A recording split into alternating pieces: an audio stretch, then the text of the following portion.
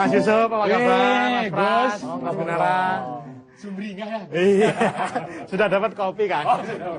Yang lain Kang Pri, nunjuk apa? Teh saja. Kang Parman, tehnya satu. Iya. Ini puasa atau enggak nih? Puasa. Wah, anak muda zaman sekarang jam segini puasa, Mas. Ini tuh waktunya sahur, bukan waktunya puasa. Kalau mau pesan ke sana, di warung itu ada nasi kucing, ya, ada tahu, tempe, ini ada kue pancong, Kang. Di belakang ada, apa ini namanya? Selendang mayang. Mau beli selendangnya doang boleh. Ya.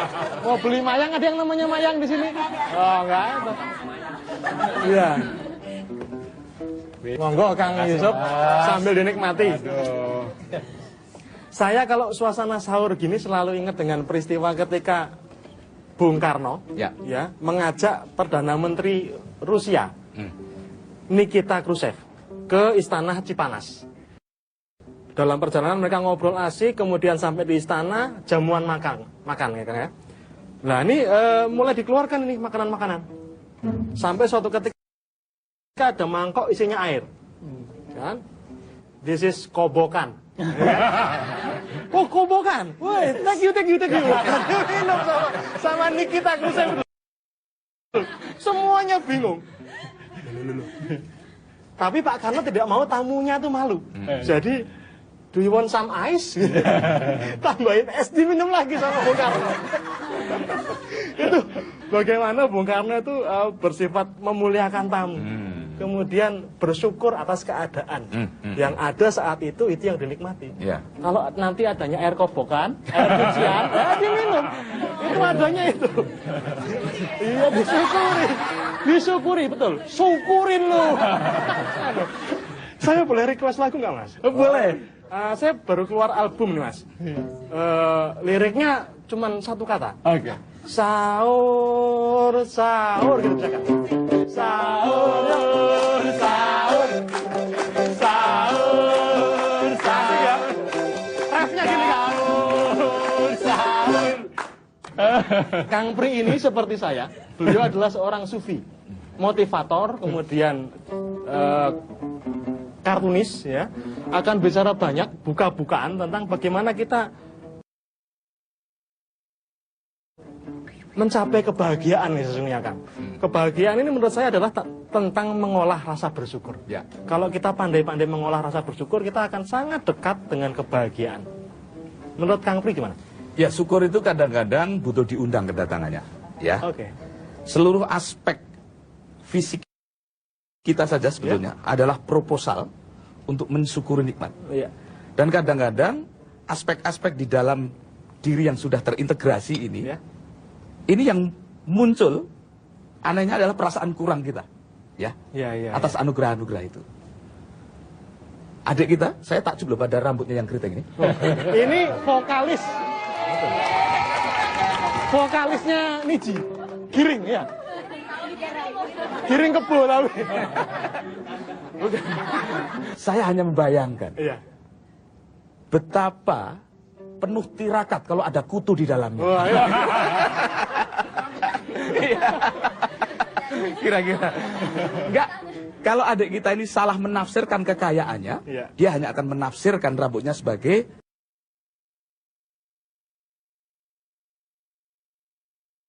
pemersulit prosedur kehidupan kutu, kan begitu? Iya kan? Kalau dia salah mindset, rambutnya adalah cobaan bagi kutu ya. Oh iya. Kutunya masuk surga, dia masuk neraka.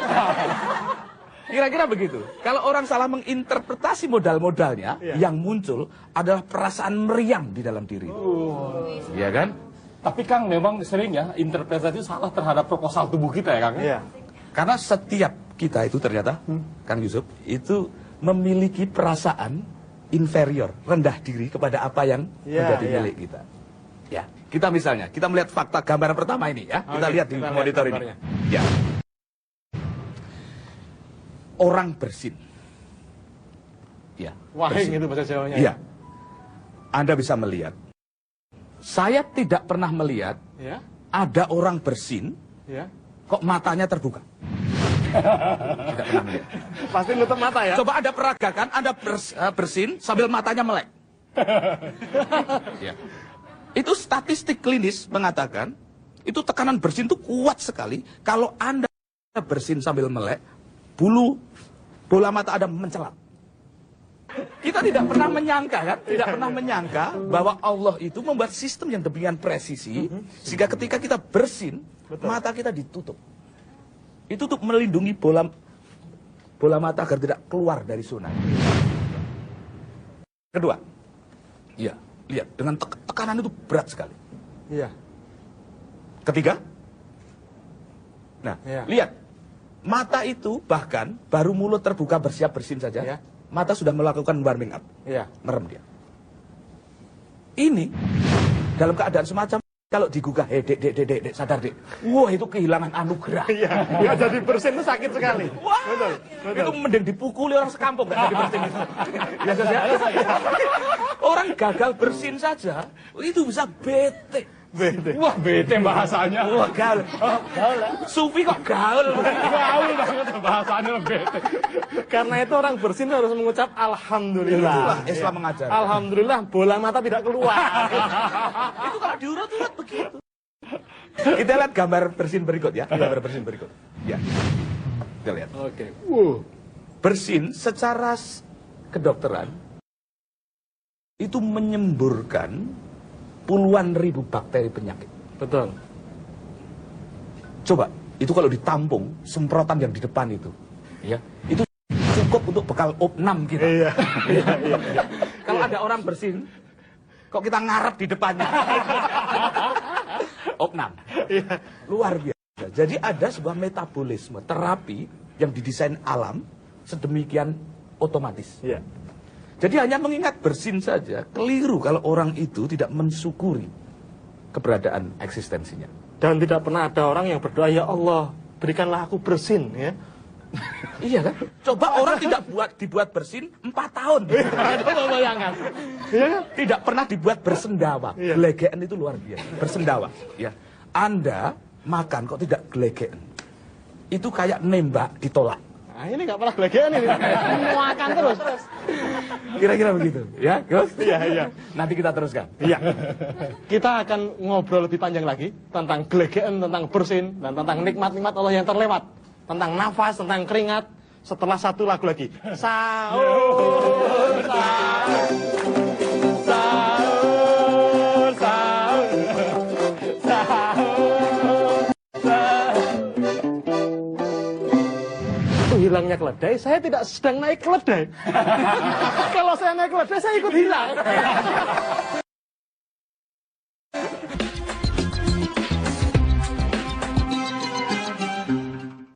Asyam, alhamdulillah, imsyak sebentar lagi.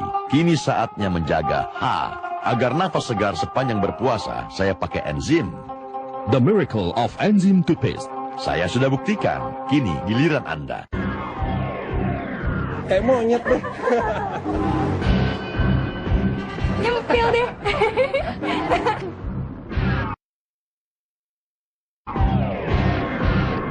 Sebotol.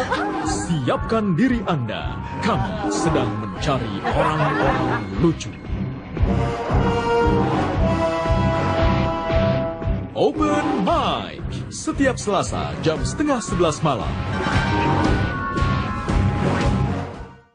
Dan saat ini juga sudah kita terima satu penelpon lagi. Pemerintah yang mengandalkan citra itu cuma kemunafikan. Mereka yang punya kuasa ini lebih membuka hati nurani lah. Jangan dengarkan isu-isu yang lain, kedepankan proses hukum itu tadi. Pajak itu alat yang paling efektif untuk mendistribusikan kemakmuran. Satu-satunya program yang memberi Anda kesempatan mengomentari secara interaktif, lugas, tegas, terpercaya. Editorial Media Indonesia, Senin hingga Sabtu jam 7 pagi. Kalau misalnya ada undang-undang yang dikonsumsikan, namun selama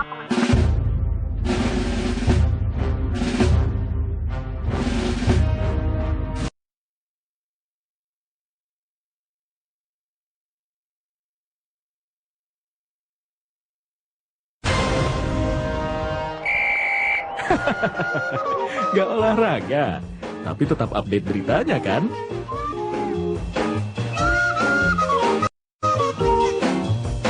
Ikuti terus berita dan informasi olahraga di Metro TV dan juga update-nya di metrotvnews.com.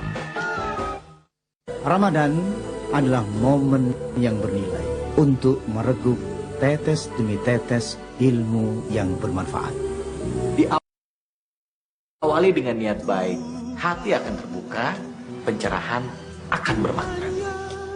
Insya Allah, hidup mulia dunia akhirat akan terwujud. Oase Ramadan setiap hari selama Ramadan jam 4:30 sore.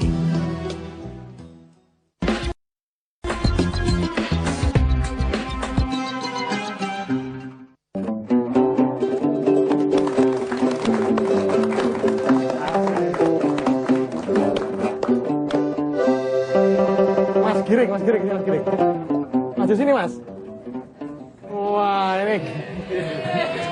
ini Mas Giring ini vokalisnya Niji. Baru pulang dari Afghanistan. Sekarang nyanyikan satu lagu, Mas. Lagu apa, Mas? Sahur. Ya, itu doang, ayo.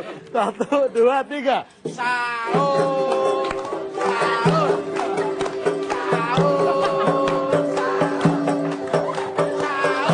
Udah.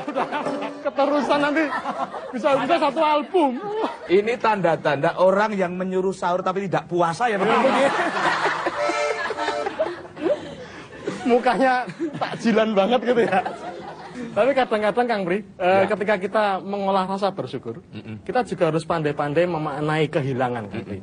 Karena kita merasa kehilangan hanya ketika kita merasa memiliki, Kang Pri. Kalau tidak ada rasa memiliki, tidak akan terlalu sakit untuk merasa kehilangan. Pernah suatu ketika seorang sufi, namanya itu Mullah. Ketika dia meninggalkan keledainya untuk berjalan sesaat ke tujuan tertentu dan kembali keledainya tidak ada, dia tidak ada sedih sama sekali.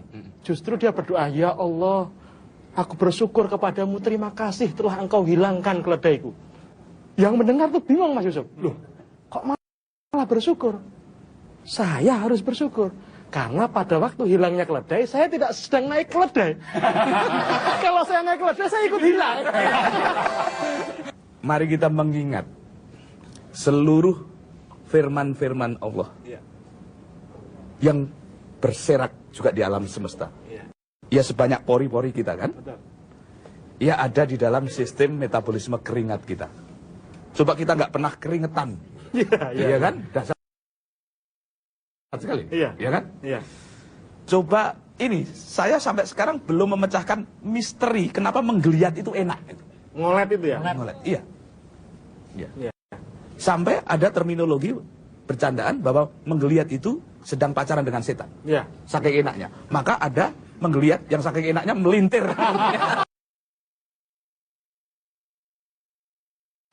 Orang balik ke nggak balik kan? Iya. Betul, memang yang harus diucapkan ketika melihat memang astagfirullahaladzim. Benar ya? Iya. Jadi tafsir nikmat-nikmat Allah itu berserak. Iya. Maksud tafsir menggeliat. Hanya menggeliat saja, ini sains belum menjawab loh. Jadi sains sampai sejauh ini belum pernah ada buku panduan tip enaknya menggeliat gitu. Kalau soal ngentot gimana? Itu yang jorok-jorok itu tugas sampean. Itu kalau sampai nggak bisa juga repot luar biasa tuh. Biayanya mahal sekali saya. Mahal sekali. Jadi dan kentut itu itu orang yang kedatangannya sangat ditunggu. Iya. Tapi kalau dia datang, pemiliknya jaim. Ya kan? Seolah-olah tidak butuh ya. Ada begitu cantiknya orang itu, kalau kentut sampai artistiknya diatur gitu. Takut sampai diatur. Sampai kentutnya itu menderita. Sampai ada notasinya ya. Notasinya. Mbak sudah jebret. Itu nikmat Allah. Iya kan? Iya kan nikmat bagi yang ngetop, cilaka bagi kita ya. Ya. Terus aku pernah di opnam karena demam berdarah, Gus. Ya. Itu juga penyakit yang menyinggung perasaan. Oh, penyakitnya orang susah itu. Iya. Saya ini motivator, Gus. Digigit nyamuk tumbang. Sampai yang besuk itu tidak ada satupun yang iba kepadaku itu. Iya. Karena orang begini kumisnya nggak sepadan. Jadi menghina terus. Pembesuk baru menghina pembesuk baru. Jadi aku juga menghina mungkin ya. Aku sakitnya demam berdarah itu biasa-biasa saja. Hinaannya itu yang membuat aku makin parah. Iya kan? Tetapi di sebelah kamarku itu ada orang yang gagal pipis selama 3 hari. Masuk tinggi gede, Gus. Badannya bertato. Iya. Ototnya bergumpal-gumpal. Satu otot sebesar ini. Itu hanya tidak bisa pipis, hanya ada sumbatan kecil saja di sebuah lubang metabolismenya. Iya. Orang ini sudah nggak tahu malu. Mas Jetli, apa kabar Mas Jetli? Ini pasti gara-gara nggak puas. Latihan kungfu Mas. Kebanyakan puasa jadi begini. Oh iya. Ya jadi hanya sebuah lubang kecil di sistem metabolisme yang tersumbat. Orang ini tumbang, tatonya tidak berguna, menggerang-gerang tanpa rasa malu. Iya. Ya, jadi ayo. Maka ketika kita sedang pipis. Iya. Itu sebetulnya adalah periode paling strategis untuk mengingat Allah. Itu adalah wirid yang intensif, ya kan? Jadi pas dalam keadaan pipis itu, seyuknya muka Anda harus ada di ekspresi puncak keimanan. Anda bisa bayangkan ya? Seperti apa tuh Kang? Seperti apa Kang? Kira-kira Kang? Sufi ngawur ya. Sampai dulu nyantrinya di mana? Salah nyantri. Salah nyantri. Kayaknya kiaiku pun putus asa mengajar. Ya, tetapi intinya jangan menengok hanya yang gede-gede. Indonesia itu kan terlalu makro pandangan-pandangan kebangsaannya ya. Sampai gagal bahwa 72%-nya adalah laut. Dan kegagalan melihat ketakjuban melihat makro itu sampai kita harus impor garam. Oh iya kan? Ironis sekali itu. Iya. Lahan tidur bahkan di Jawa saja itu Mas Yusuf. Iya. Itu ribuan hektar di Jawa, komunitas yang padat. Ini bangsa petani kok ada lahan tidur ribuan. Ini karena pipis yang tidak bersyukur tadi. Tapi bangsa kita itu juga paling pandai bersyukur sebenarnya Kang. Ketika mendapatkan musibah yang sedemikian rupa, banyak sekali korbannya. Begitu ada kameramen, semuanya eksis. Ada yang tepuk tangan, ada yang ketawa-ketawa, ada yang nelpon.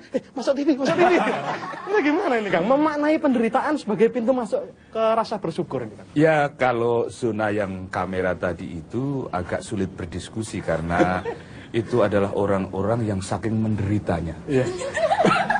Dia ini eksis banget ya. Dari tadi nyari kamera.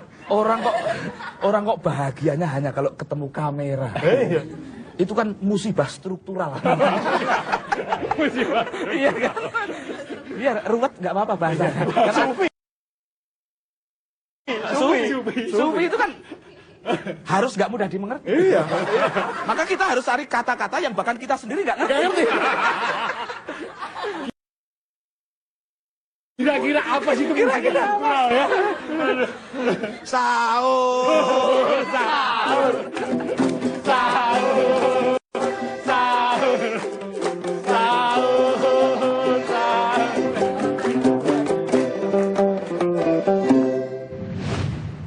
Aku kan penjaga gawang.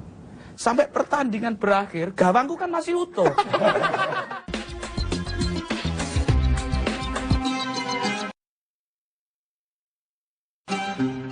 Asyam, alhamdulillah, imsyak sebentar lagi. Kini saatnya menjaga agar napas segar sepanjang berpuasa. Saya pakai enzim.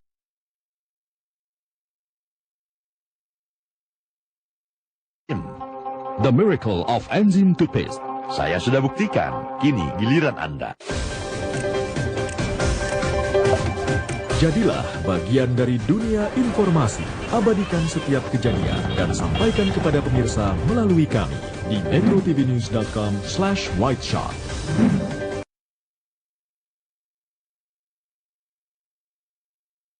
Twitter @whiteshotmetrotv. Teman-teman semua, Andalah saksi peristiwa. Andalah yang menyampaikannya. White Shot, Senin hingga Jumat, jam 1 siang. Kini, tak ada lagi istilah ketinggalan berita. Akses metrotvnews.com lebih cepat, mudah, dan nyaman. Setiap saat di seluruh dunia. Langsung dari iPad dan Android. Download gratis metrotvnews.com dari App Market dan Android Market. Nikmati tanpa buffering, live streaming program-program Metro TV. Juga berita-berita yang belum sempat Anda saksikan di layar kaca. metrotvnews.com. Tersedia di Apple Store dan Android Market.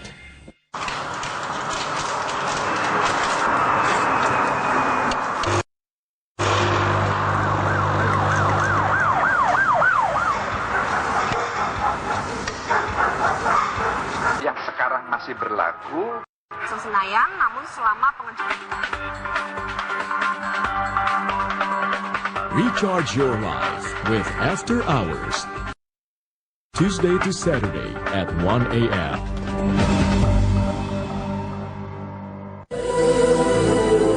Telusuri jejak syiar Islam di Pulau Jawa. Ikuti perjalanan panjang mengunjungi 30 pesantren sepanjang Banten hingga Jawa Timur dalam sebuah jurnal ziarah yang membawa misi silaturahim, pengetahuan, dan sedekah. Java Overland, roadshow dan donasi pesantren. Setiap hari selama Ramadan, jam 4:30 sore.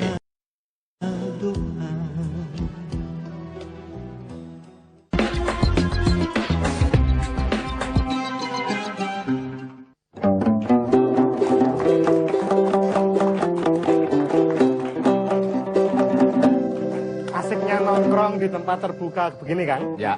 Ada sambil menunggu masjidnya dibuka nanti untuk sholat subuh. Ya. Ada masjid kok tutup tuh ada ya? Ada, itu hanya terjadi di Indonesia. Masjid itu kan rumahnya Tuhan, rumahnya Allah. Lah kok dikunci? Enggak pede, kata seorang supin gimana? Masa pintunya dikunci? Soal pintu tadi, saya selalu teringat kisahnya Nasruddin Hoja ya, seorang sufi yang sangat terkenal. Sewaktu kecil dia pernah oleh ibunya, kamu tungguin rumah ya, ibu mau pergi sebentar, jagain pintu, nanti siapapun yang datang kamu yang terima, kalau orang asing jangan boleh masuk. Begitu ibunya pergi, pamannya datang, ngobrol, ibumu kemana nak? Ibu baru ke pasar, tolong segera cari ibumu, kita akan ada rapat keluarga mendadak nih, ditunggu di rumah kakek. Dia bingung, ada 2 instruksi, disuruh jaga pintu dan disuruh nyari ibunya. Dia berpikir keras bagaimana bisa menjalankan amanat, maka keputusannya adalah pintunya didedel, dibawa dibopong ke pasar sambil nyari ibunya. Wah, ini sufi itu memang luar biasa, selalu amanat. Iya. Salah menafsir perintah. Bukan. Sampean cocok jadi sufi jenis itu. Tapi saya kira penjaga gawang Inggris waktu tersingkir dari Piala Eropa itu juga sufi juga. Gimana? Karena saya baca statementnya setelah Inggris kalah, kan dipersalahkan penjaga gawang Inggris ini. Kamu salah sih. Oh enggak. Loh tapi kamu kebobolan. Bukan. Aku kan penjaga gawang. Sampai pertandingan berakhir, gawangku kan masih utuh. Jadi dia menghayati. Sufi dia. Sufi dia. Penghayatan akan gawangnya itu luar biasa ya. Terbukti masih utuh sampai akhir. Apa yang salah dari? Iya betul. Memang lama-lama kita gila beregu ya. Kita tuh selalu menyepelekan pintu kan seringkali. Seolah-olah bangunan itu harus semuanya kekar. Padahal kalau kita definisikan Islam itu, syahadat itu ibarat fondasinya. Kemudian sholat itu tiang pancangnya. Puasa itu dindingnya. Untuk menahan segala sesuatu yang dari luar masuk ke dalam. Entah itu fitnah, entah itu gosip, apapun namanya, ghibah. Yang dari dalam keluar, entah itu aib atau tabu. Ya. Kemudian jendela dan pintunya itu sodakoh. Zakat. Ya. Menghubungkan yang di luar dengan yang di dalam, yang di dalam dengan yang di luar. Atapnya ini yang haji. Ya. Tapi orang zaman sekarang, haji dulu baru memperbaiki sholatnya atau puasanya. Ibaratnya membangun rumah dari atapnya dulu. Nah, emang kemah, tendo. Kan nggak bisa seperti itu. Konsepnya terbalik-balik. Di bulan puasa juga Allah membukakan begitu banyak pintu untuk masuk ke surga. Tapi untuk masuk neraka, Dek, tidak butuh pintu, ayo masuk aja, masuk. Kalau ya. Neraka itu selalu open house. Up to date. Nah ini ahli neraka boleh tanya, gimana caranya keluar dari neraka? Ayo adik-adik, ayo saya. Siapa yang ingin tanya? Ayo. Nama saya Mela. Bagaimana sih cara beribadah yang ikhlas? Kadang saya juga masih beribadah itu satu kewajiban aja gitu, bukan yang benar-benar ya kita ibadah ikhlas gitu karena kita mencari keridhaan Allah gitu. Tapi hanya saya masih menjalankan dengan hanya satu kewajiban aja gitu, Pak. Oh iya. Terima kasih Mela, saya jawab. Semangat banget ini. Semangat saya. Sorry Kang. Melanggar makom. Setiap melihat bidadari kok langsung begitu. Langsung berubah. Gimana Kang? Sampean ikhlas nggak dibayar ikhlas nggak? Sufi kok nggak dibayar? Marah hari gini. Iya. Sebenarnya Sufi itu tidak butuh uang, Kang. Transaksi yang butuh uang, ya toh? Hanya butuh transfer kita ini. Mela, kamu ini cantik kok nggak ikhlas itu. Masih setengah-setengah ikhlasnya. Nah, tetapi itu sebuah kewajaran tahapan. Karena keberanian, keikhlasan, nyali itu butuh dilatih, ya kan? Bahkan untuk latihan itu pun para penganjur-penganjur sedekah ini kan membuat sebuah pijakan-pijakan yang atraktif. Sudah, kamu ikhlas nggak ikhlas sedekah dulu lah. Makin nggak ikhlas nggak apa-apa, asal makin banyak. Jadi kesel loh sedekah itu, Gus. Ya kan? Ya kan? Jadi tahapan-tahapan itu adalah prosedur-prosedur kemanusiaan yang wajar. Tetapi ikhlas dan tidak ikhlas, beribadahlah. Nanti akan menjadi refleks. Ya, sesuatu yang akan menjadi refleks itu tiba-tiba mengintegrasi nilai itu berkumpul tanpa kita pernah ngerti bahwa kita sudah bernilai. Seperti kuku kita ini tahu-tahu memanjang tanpa kita bangun-bangun aku mau panjang nih kan? Iya kan? Kumis. Bahkan memutihnya kumisku ini juga tidak konfirmasi dulu. Jadi paksakan, ada unsur pemaksaan di dalam. Di dalam dunia pendidikan pun ada kan unsur paksaan di dalam dunia pendidikan. Kalau tidak dipaksa, apa? Unsur kemalasan kita tinggi sekali. Orang itu senang untuk bermalas-malas itu. Soal ikhlas ini sebenarnya sangat menarik. Tuntunannya di Al-Quran sangat jelas, Mas Yusuf. Surat Al-Ikhlas. Jadi di dalam surat Al-Ikhlas ini kita bahkan tidak bisa menemukan kata ikhlas. Coba dibaca. Qul huwallahu ahad, Allahus samad, lam yalid walam yulad walam yakul lahu kufuwan ahad. Enggak ada ikhlas-ikhlasnya ini. Ikhlasnya enggak ada. Kenapa? Karena ikhlas itu saking ikhlasnya sampai enggak ada. Jadi ikhlas itu proses meniada. Proses meniada ini gimana kok? Ya, langsung mati saja. itu peniadaan paling langsung. Tapi Mela, ada sebuah instrumen, karena kita ini kaum awam, bukan sufi seperti Gus Nadir Malik, ya. Bayangkan, untuk melatih ikhlasmu, bayangkan